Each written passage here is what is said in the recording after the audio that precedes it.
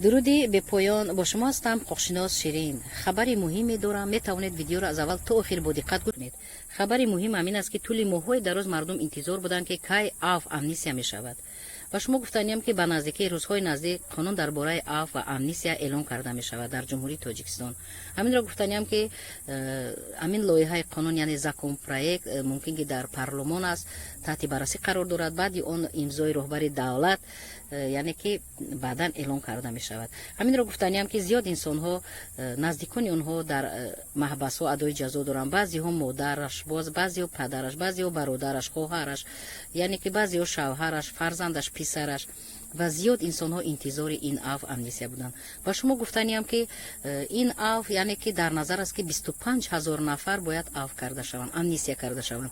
سالهای پیشین خطا نکنم 17-18 همین خیلی امنیسیا عفو شد، اما این شماره زیادی که سال 2021 یعنی 25,000 نفر باید عفو شود، این یکم مرتبه در تاجیکستان است.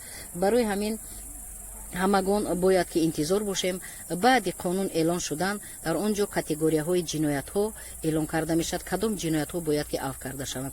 نفرانی می شود که در تفتیشات پیشکی عین حال نسبت آنها پرونده جنایتی یعنی آغاز شده تفتیشات رفته ایستاده است، آنها بعضی ها گمانبر شده یعنی پدازریوای من، بعضی ها عیبدار شونده شدن یعنی ابوینای اعلان شدن، عیبدار شونده اعلان شدن، بعضی آنها در کوفتکوان یعنی در روز اسکان.